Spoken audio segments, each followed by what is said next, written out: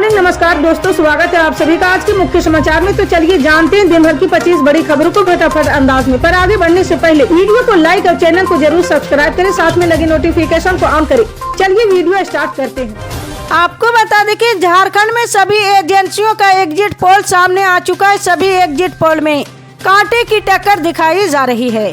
जी हां, अब तक कोई ये अंदाजा नहीं लगा सका है कि किसकी सरकार बनेगी। हालांकि एक एग्जिट पोल ऐसा है जिन्होंने इंडिया गठबंधन को प्रचंड बहुमत की सरकार बनाते दिखाया है। जी हां, वो एग्जिट पोल एक्सिस माई इंडिया का है। उन्होंने इंडिया गठबंधन को 49 से 59 सीटें दी, जबकि एनडीए को 17 से 27 सीटें दी है। अगर हम उनके साल 2019 के अनुमान को देखें तो उन्होंने इंडिया को 38 से 50 सीटें दी थी, जो सही साबित हुआ था।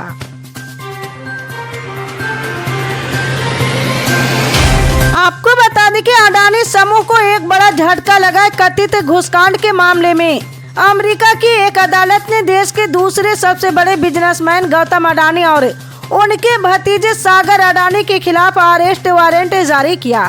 जी हां, रॉयटर्स की रिपोर्ट के मुताबिक अदालत ने लगभग 2029 करोड़ रुपए की रिश्वतखोरी में अडानी और 7 अन्य लोगों को प्रथम दृष्टया दोषी माना है। जी हां, गौतम अडानी और उनके भतीजे पर कॉन्ट्रैक्ट लेने के लिए अरबों डॉलर की रिश्वतखोरी और धोखाधड़ी का गंभीर आरोप लगाया गया। हालांकि अडानी समूह ने इस सभी आरोपों को खारिज किया है और पूरे मामले को कोर्ट में रखने की बात कही। जी हां, उधर ये मामला आने के बाद अडानी ग्रुप ने अमेरिका में $600 मिलियन का बॉन्ड रद्द कर दिया है। कांग्रेस के सांसद और लोकसभा में विपक्ष के नेता राहुल गांधी ने एक बार फिर कारोबारी गौतम अडानी पर हमला बोला है। जी हां, अमेरिका में रिश्वत कांड को लेकर विवादों में घिरे गौतम को लेकर राहुल ने कहा कि अमेरिका की एजेंसी ने उन्हें रंगे हाथ पकड़ा, लेकिन भारत में उनके खिलाफ कोई कार्रवाई नहीं होती है। उन्हें गिरफ्तार करना चाहिए।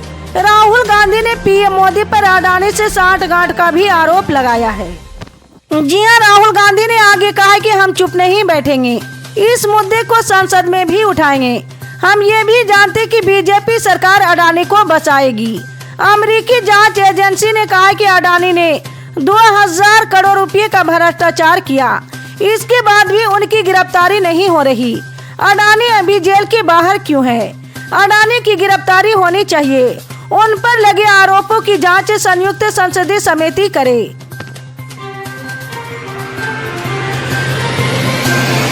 दिल्ली में हिमाचल भवन की नीलामी करने के आदेश के बाद अब बीकानेर हाउस की कुर्की का आदेश भी आ गया है। जी हां, पटियाला हाउस कोर्ट ने दिल्ली स्थित बीकानेर हाउस को कुर्की करने का आदेश दिया। बीकानेर हाउस का मालिकाना हक राजस्थान नगर पालिका के पास है।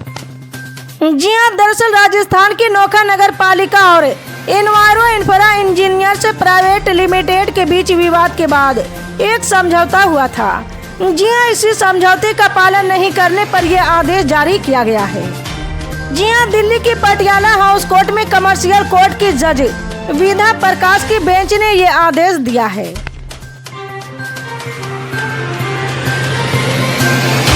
मणिपुर के मुख्यमंत्री एन बीरेन सिंह ने इम्फाल में एनडीए विधायकों की बैठक बुलाई थी। इस मीटिंग में 4 विधायक शामिल नहीं हुए। जी हां, इन विधायकों ने बैठक के पीछे की मंशा पर सवाल उठाया और ऐसे कठिन समय में जब राज्य सरकार कॉन्फिडेंस क्राइसिस से जूझ रही, इसे इमेज बिल्डिंग की कोशिश बताकर खारिज कर दिया है। जी हां, सत्तारूढ़ भाजपा के एक वरिष्ठ विधायक ने कहा कि बैठक का घोषित एजेंडा राज्य की कानून व्यवस्था की समीक्षा करना था। ऐसे में मुख्यमंत्री को डीजीपी, सुरक्षा सलाहकार, सीआरपीएफ और असम राइफल्स के आईजी और मुख्य सचिव सहित के साथ बैठक बुलानी चाहिए थी। विधायकों की बैठक से इसमें क्या हासिल होने वाला है?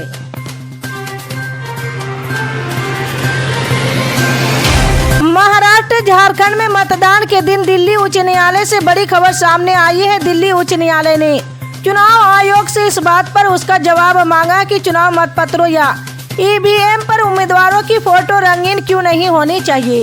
यदि ईवीएम में उम्मीदवारों की फोटो रंगीन लगाने संबंधी आदेश जारी हो जाता है तो ये चुनावी इतिहास में एक बड़ा बदलाव होगा। इसके बाद मतदाताओं का वोट देने का अनुभव बदल जाएगा। जी हां, दिल्ली हाई कोर्ट ने एक सप्ताह में इसके बाबत चुनाव आयोग से जवाब मांगा है। इस मामले पर अगली सुनवाई 20 फरवरी को होगी। कर्नाटक के उप मुख्यमंत्री डीके शिवकुमार ने बताया कि राज्य सरकार गलत तरीके से रद्द किए गए बीपीएल कार्ड फिर से जारी करेगी।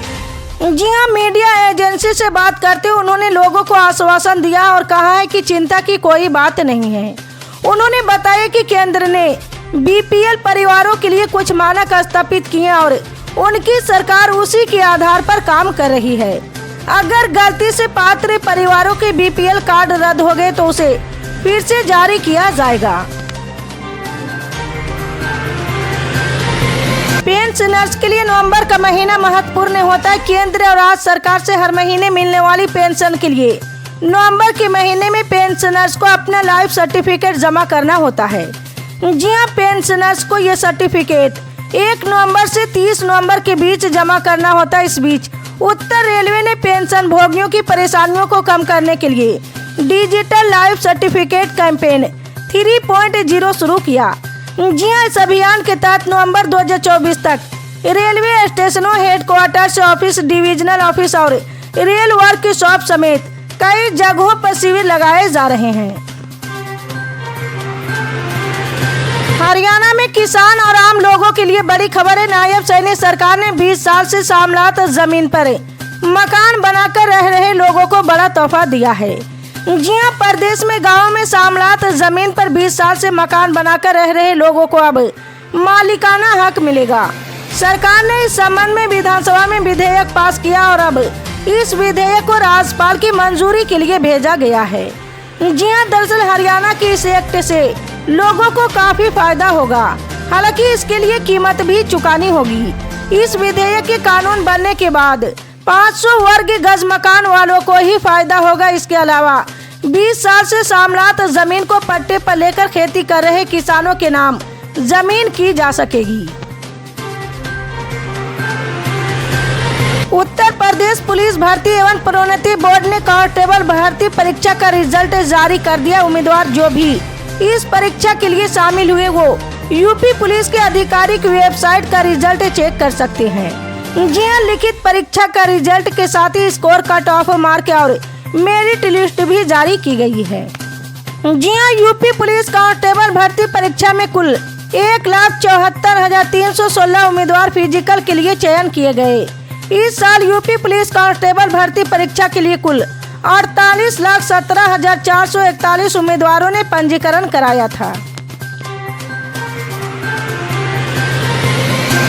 दिल्ली में अगले 3 महीने में होने वाले विधानसभा चुनाव को लेकर आम आदमी पार्टी ने अपने प्रत्याशियों की पहली लिस्ट जारी कर दी। आज ही पार्टी की संसदीय बोर्ड की बैठक हुई थी, जिसमें विधानसभा चुनाव के लिए 11 नामों पर सहमति बनी और पार्टी ने सभी 11 नाम रिलीज कर दिए हैं।